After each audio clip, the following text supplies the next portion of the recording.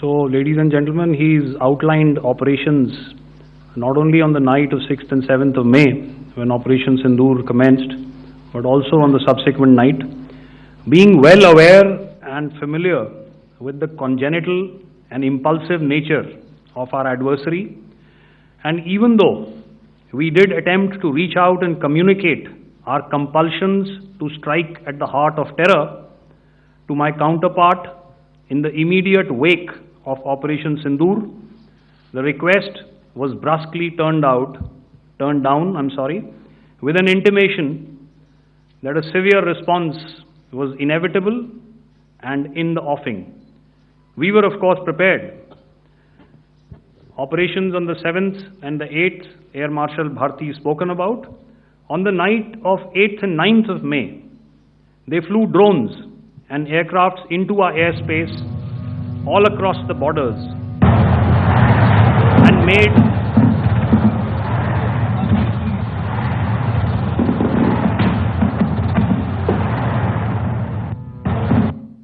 made largely unsuccessful attempts to target numerous military infrastructure. Violations on the line of control by Pakistan also commenced yet again and precipitated into fierce arty engagements. The air operations on the night of 8th and 9th of May, I'll yet again request the DG Air Operations to cover.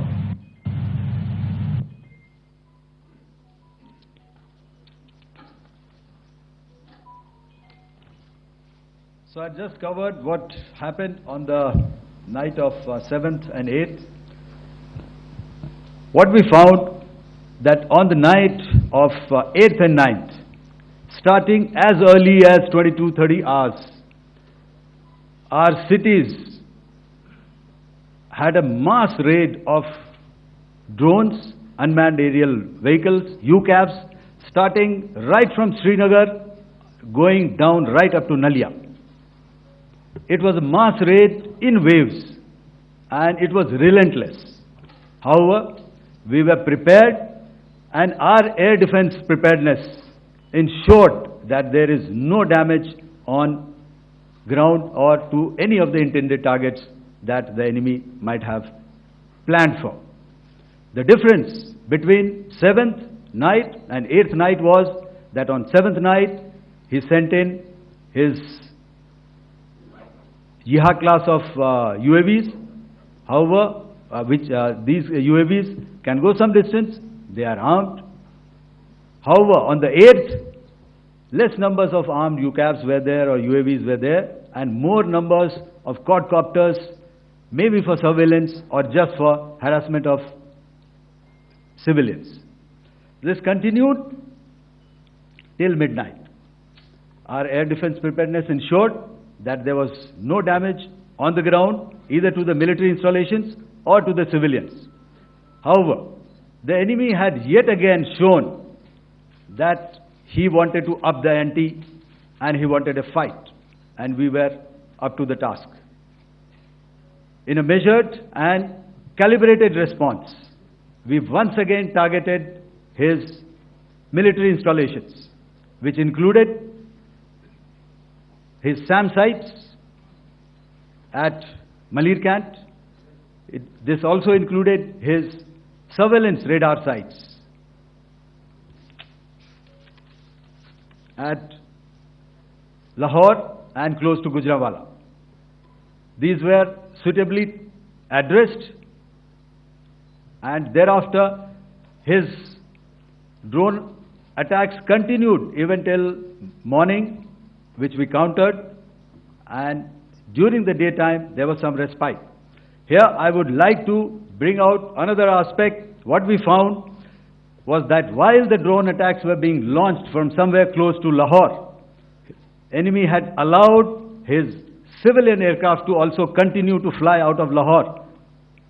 Not only his own aircraft, but international passenger aircraft, which is quite insensitive, and we had to exercise extreme caution, even at the cost of some tactical disadvantage, to ensure that there is no damage to any of the civilian aircraft. and this was also brought out in our press briefing during the day. So I will now hand over to my colleague to cover the events of 9th onwards. On land, we also undertook certain measures such as deployment of air defense and electronic warfare assets to establish an integrated grid with the Indian Air Force, and I have seen and heard some of you wax eloquent about the benefits of such an architecture when it comes to negating and combating air intrusions. We also carried out deployment to include movement of our forces in the land, sea and air domains. The night of the 9th and the 10th of May saw similar intrusions by drones and aircrafts, and this time there was a concerted effort to target airfields and some very, very important logistic installations, albeit yet again unsuccessful and denied gallantly and efficiently, I must say, by the integrated Indian Air Force and Indian Army Air Defense. We further strengthened our deployment and also initiated some pressure points to send a very clear and unambiguous message to the other side to desist from any misadventures on land. Some of the airfields and dumps saw repeated attacks in waves from the air. All were thwarted. The Pakistan Army has reported to have lost approximately 35 to 40 personnel in artillery and small arms firing on the line of control between the 7th and the 10th of May. What the other side had probably also not reckoned with was the speedy and precise turnaround and hit back by the Indian Air Force, and I will yet again ask Air Marshal Bharti to speak about these significant and game-changing strikes. I will thereafter request Vice Admiral Pramod, my colleague and Director General of Naval Operations, to tell us about some very telling naval maneuvers in the Arabian Sea that exerted pressure on the night of 9th and 10th of May. Over to you, sir. Thank you. Commencing about 2000 hours, that is 8 p.m. local time, on 8th of May, several Pakistani unmanned aerial systems, drones, combat vehicles attacked multiple IF bases. These included Jammu, Udhampur, Pathankot, Amritsar, Bhatinda, Nal, Dalhousie, Thois, Jaisalmer, Uttarlai, Falodi, Nalia. These were almost simultaneous and they came in waves. All our AD guns and other systems were waiting for them. All these waves were neutralized by our trained crew using the air defense systems that they have, and also some of them were utilized using our legacy systems like Pechoras and IF Summer, which we have recently acquired. And some were neutralized by the Garud snipers. There was no damage on ground from these incursions and these mass raids, if I could call them, from the Pakistani side. However, following these relentless attacks on our air bases, on our forward positions, and on our civilian targets, this was time to convey some message